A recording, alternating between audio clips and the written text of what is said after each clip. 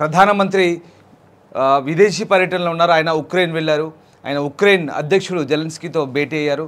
యుద్ధానికి ముగింపు పలకండి అంటూ ఆయన ఉక్రెయిన్ అధ్యక్షుడికి హితబోధ చేసినట్టుగా వచ్చినటువంటి వార్త ప్రధానంగా ప్రచురించారు. ఇది అంతర్జాతీయ వార్త. ఇది ప్రముఖంగా ప్రధాని విదేశీ టూర్లో ఉన్నారు కాబట్టి ఇది చాలా ప్రముఖ పాత్ర వహించే వార్తగా మనం ఒకసారి చెప్పుకోవచ్చు. ఇంకెంత మాత్రము సమయం వృధా చేయొద్దు, రష్యా ఉక్రెయిన్లకు ప్రధాని మోదీ పిలుపు, కూర్చొని మాట్లాడుకోవాలంటూ హితవు, శాంతి యత్నాల్లో క్రియాశీలక పాత్ర అంటూ వార్త రాశారు. దాంతోపాటు జెలెన్స్కీతో విస్తృత స్థాయిలో మోదీ చర్చలు, ఉక్రెయిన్లో ముగిసిన సుడిగాలి పర్యటన అని ఒక వార్త ప్రధానంగా ఇక్కడ హైలైట్ చేశారు ఈనాడులో. శాంతి చర్చలకు భారత్ అవసరమైతే క్రియాశీలక పాత్ర పోషిస్తుంది, ఇక యుద్ధాన్ని ఆపండి, ఇకనైనా ప్రపంచం శాంతి సామరస్యాలతో ఉండాలంటూ ప్రధాని కోరుకుంటున్నట్లుగా ఉక్రెయిన్ అధ్యక్షునితో చెప్పిన వార్త ప్రధానంగా హైలైట్ అవుతుంది. ఇది అంతర్జాతీయ వార్త. ఇది మోదీ టూర్లో జెలెన్స్కీతో మాట్లాడినప్పుడు వచ్చిన వార్త. రైట్, ఇక మరొక వార్త ప్రధానంగా చూద్దాం. ఇది చాలా కీలకమైన వార్త. ముఖ్యమంత్రి రేవంత్ రెడ్డి ఇప్పటికే ఢిల్లీలో ఉన్నారు. ఢిల్లీ టూర్లో భాగంగా ఆయన మొన్ననే ఢిల్లీ వెళ్ళారు శుక్రవారం రోజు. సో ఈ నేపథ్యంలో గురువారం రోజు ఈవినింగే ఢిల్లీ వెళ్ళారు. ఈ నేపథ్యంలో ఆయనతో పాటు భట్టి విక్రమార్క కూడా కేంద్ర మంత్రుల్ని కలుస్తున్నారు. అందులో భాగంగానే కేంద్ర మంత్రి జ్యోతిరాదిత్యాన్ని కూడా ఇద్దరు కలిశారు. రాష్ట్రానికి సంబంధించినటువంటి కొన్ని ఫైబర్ నెట్వర్క్, వడ్డీ లేని ఫైబర్ నెట్వర్క్ రుణం ఇవ్వండి అంటూ ఆయన కేంద్ర మంత్రులకు విజ్ఞప్తి చేసిన పరిస్థితి కనబడతాం. దాంతోపాటు స్పోర్ట్స్ వర్సిటీ ఏర్పాటు కూడా ఆర్థిక సాయం చేయమంటూ కేంద్ర మంత్రిని కోరినట్టుగా ఇక్కడ వార్త ప్రధానంగా హైలైట్ చేశారు. రైట్, దాంతోపాటు మరొక కీలక అంశం, ముఖ్యమంత్రి టూర్ సంబంధించి 2-3 రోజుల్లో పిసిసి అధ్యక్షుడి పేరు ఖరారు. అడ్లూరి లక్ష్మణ్, మహేష్ గౌడ్, బలరాం నాయకులు ఒకరికి ఛాన్స్ వచ్చే అవకాశం వంటి సామాజిక వర్గాల సమీకరణలో భాగంగా 3 పేర్లు ఇచ్చారు. పిసిసి అయ్యాక మంత్రివర్గ విస్తరణ పైన నిర్ణయం ఉండే అవకాశం ఉంది. ఢిల్లీ పెద్దలతో రేవంత్, భట్టి ఉత్తమ్ సమాలోచనలు అంటూ మరొక వార్త ప్రధానంగా హైలైట్ చేశారు ఈనాడులో. దాంతోపాటు నిల్వ చేసిన వారి పంట పండుతుంది, డిమాండ్ పెరగడంతో అధిక ధరలు, వ్యవసాయ మార్కెట్లో అన్ని ఉత్పత్తులకు మద్దతు కన్నా అధికం అంటూ నిల్వ చేసినటువంటి ఏదైతే క్రాప్ ఉందో దానికి మంచి మద్దతు ధర పలుకుతోంది, పంట పండుతుందంటూ మరొక ప్రధాన వార్తగా ఈనాడులో హైలైట్ చేసే ప్రయత్నం చేశారు. ఇక దాంతోపాటు రేషన్ బియ్యం, పొరుగు రాష్ట్రాలకు రేషన్ బియ్యం పోతుంది, ఇక్కడ కొని అక్కడ ఎక్కువ ధరకు విక్రయిస్తున్నారంటూ మరొక వార్త రాశారు. దళారులు తరలిస్తున్నారంటూ ఈ వార్త సారాంశం. ఇక దాంతోపాటు పొంగులేటి శ్రీనివాసరెడ్డి అక్రమ నిర్మాణాలపై నిన్న మాట్లాడిన వార్త, హైడ్రా మీద ఒక్క ఇటుక ఎఫ్టీఎల్లో ఉన్న నా ఫామ్ హౌస్ మొత్తాన్ని కూల్చేయండి ఒక సంచలన ప్రకటన చేశారు. నా ఫామ్ హౌస్ ఉంటే కనుక కూల్చేయండి అంటూ ఆయన పొంగులేటి చేసిన స్టేట్మెంట్. దాంతోపాటు పొంగులేటికి అంత శ్రమ అవసరం లేదు, బఫర్ జోన్లోని చెరువులు ఎలా పూడ్చాలో శాటిలైట్ చిత్రాలనే అంటూ బీఆర్ఎస్ వర్కింగ్ ప్రెసిడెంట్ కేటీఆర్ చేసిన కామెంట్ కూడా అక్కడ హైలైట్గా ఉంది. ఇది ఈనాడు సంబంధించి ప్రధానంగా ఆంధ్రజ్యోతిలో, ఒకసారి ఆంధ్రజ్యోతిలో ఏం రాశారో చూసే ప్రయత్నం చేద్దాం.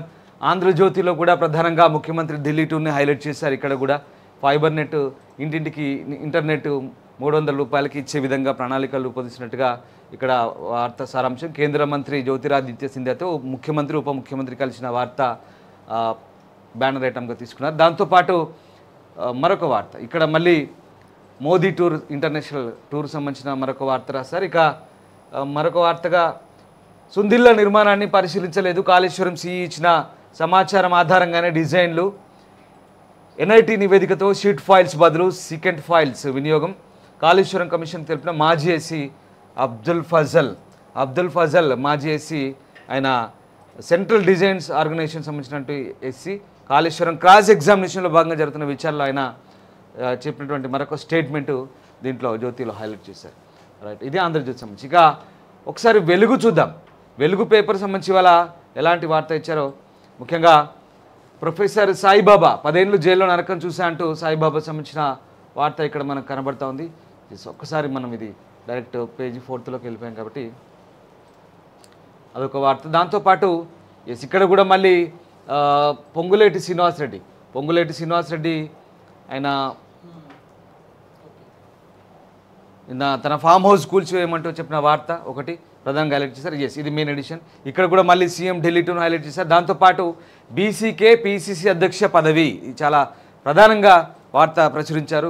వెలుగు సంబంధించి బాగా హైలైట్ చేశారు. ఇక్కడ పిసిసి అధ్యక్షుడి ఎంపిక కసరత్తు ఎలా సాగుతోంది అనే అంశానికి సంబంధించి వార్త ఇది. కాంగ్రెస్ హైకమాండ్ నిర్ణయం తీసుకుంటుంది. బీసీకే రేసులో మధు యాష్కి, మహేష్ కుమార్ గౌడ్ ఉన్నారు. నేడు రేపో కొత్త అధ్యక్షుడి ప్రకటన, మంత్రివర్గ విస్తరణపై క్లారిటీ రాలేదు. ఇంకా 6లో 4 బెర్తులే భర్తీ చేసే అవకాశం అని రాస్తున్నారు. వాకిటి శ్రీహరి సుదర్శన్ రెడ్డికి ఛాన్స్ కన్ఫర్మ్ అన్నారు. దాంతోపాటు మరొక 2 బెర్తులకు 4 పేర్లు పరిశీలన. ఢిల్లీలో ఆ కాంగ్రెస్ అగ్రనేతలతో సీఎం భేటీ అంటూ వార్త సారాంశం. ఇక్కడ మధు యాష్కి మహేష్ మధ్య జరుగుతున్న పోరు సంబంధించి అధ్యక్ష పదవికి సంబంధించిన వార్త ప్రధానంగా హైలైట్ చేశారు. ఇక దాంతోపాటు చెరువుల్లో ఫామ్ హౌజులు కట్టింది బీఆర్ఎస్ నేతలు అంటూ ఇందాక చెప్పాం మనం పొంగులేటిది, అదే వార్త మళ్ళీ ఇక్కడ హైలైట్ చేశారు. దాంతోపాటు మిషన్ స్పీడ్ 19 ప్రాజెక్టులపై సర్కార్ ఫోకస్, రాష్ట్ర ఆర్థికాభివృద్ధికి బూస్ట్ ఇచ్చేలా యాక్షన్ ప్లాన్ అంటూ మరొక వార్త రాశారు. ఆర్థికాభివృద్ధికి బూస్ట్ ఇచ్చేలా హైదరాబాద్ పెట్టుబడులు ఆకర్షించేలా కీలక ప్రాజెక్టులపై ప్రభుత్వం స్పెషల్ ఫోకస్ పెట్టింది. అత్యంత ప్రతిష్టాత్మకంగా తీసుకున్న ప్రాజెక్టుల స్పీడ్ పెంచేందుకు అంటే smart proactive efficient and effective delivery పేరుతో శరవేగంగా పూర్తి చేయాలి. దీనికి స్పీడ్ అని ఒక పేరు పెట్టారు, ఆ వార్త రాశారు. సో అది ఆ వార్త సారాంశం. దాంతోపాటు మరొక వార్త ఇక్కడ ప్రధానంగా అన్ని పేపర్లో వచ్చింది, మీకు చెప్తాను. పోర్న్ వీడియోల నుంచి పిల్లల్ని కాపాడాలి, అసెంబ్లీలో ఒక రోజంతా చర్చ పెట్టాలి, ప్రభుత్వానికి కొన్ని స్వచ్ఛంద సంస్థలు అంటూ మరొక వార్త హైలైట్ చేశారు. పోర్ను వీడియోలు ఈ మధ్య విచ్చలవిడిగా వస్తున్నాయి ఓపెన్ చేయగానే గూగుల్లో, మొబైల్లో. సో దాని బారి నుంచి చిన్నపిల్లల్ని కాపాడాలి అని చెప్పి ఈ వార్త సారాంశం. స్వచ్ఛంద సంస్థలన్నీ కూడా నిన్న ప్రెస్ క్లబ్లో మీటింగ్ పెట్టి దీనికి సంబంధించి ప్రభుత్వానికి స్పష్టంగా సూచన చేశాయి. అది ఆ వార్త సారాంశం. రైట్, ఇక చివరిలో నమస్తే తెలంగాణ చూద్దాం. నమస్తే తెలంగాణకు సంబంధించి ఇక్కడ మీకు తెలిసిందే యాజ్ యూజువల్గా ఖచ్చితంగా అక్కడ ప్రతిపక్ష బీఆర్ఎస్ అనుకూలంగా వార్తలు ఉంటాయి దాంట్లో, టు బి ఫ్రాంక్. సో ఆ రకంగానే మళ్ళీ ఇక్కడ ప్రధాన వార్తలు వాళ్ళకి సంబంధించినవి హైలైట్ చేస్తారు. రేవంత్ రాజకీయ హైడ్రామా అంటూ హైడ్రాకు సంబంధించిన ఒక వార్త రాశారు. కంప్లీట్గా ఏదో ఒక విశ్లేషణాత్మక స్టోరీ మాదిరిగా రాశారు. ఇక్కడ హిమాయత్ సాగర్ సమీపంలో పొంగులేటి ఫామ్ హౌస్ ఇది అంటూ ఫామ్ హౌస్ని హైలైట్ చేసే ప్రయత్నం చేశారు. ఇక్కడ మనం ఒకసారి చూడొచ్చు, శాటిలైట్ మ్యాప్ అంటూ ఒకటి రిలీజ్ చేశారు.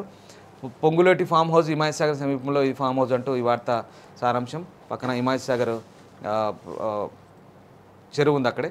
రైట్, వీటిని కూల్చే దమ్ముందా మీకు అంటూ సవాల్ విసురుతున్నటువంటి పరిస్థితి ఇక్కడ ఈ పేపర్లో రాశారు డైరెక్ట్గా. ఇది మొత్తం మీద. దాంతోపాటు అసలు హైడ్రా పరిధి కూల్చివేతలపై ఎన్నో సందేహాలనే, అసలు జంట జలాశయాల ఎఫ్టీఐలపై స్పష్టత ఉందా, ఫుల్ ట్యాంక్ లెవెల్లపై జలమండలి చిత్రపటాల్లోనే 2 లెక్కలు ఎందుకు, హద్దురాలలో ఉన్నవన్నీ జల సమాధి అయినవన్నీ అంటూ కొన్ని సందేహాత్మకమైనటువంటి వార్త రాశారు. సరే, అంటే మనం ఒక్కటి గమనించాల్సింది ఏంటంటే ఇక్కడ ఇన్నాళ్ళ నుంచి ఏం జరుగుతుంది మరి. మొన్నటి వరకు అధికారంలో ఉన్న ప్రభుత్వంలో ఉన్నటువంటి వెబ్సైట్లో ఉన్నటువంటి జలమండలి, తర్వాత ఇంకా మిగతా వాటికి సంబంధించినటువంటి పోర్టల్లో ఉన్నటువంటి అంశాలే కదా మరి ఇప్పుడు ఇది కొత్తగా హైలైట్ చేశారు. ఇది కొంత మనం ఆలోచించదగ్గ విషయం. అంటే ఇప్పుడు ప్రభుత్వం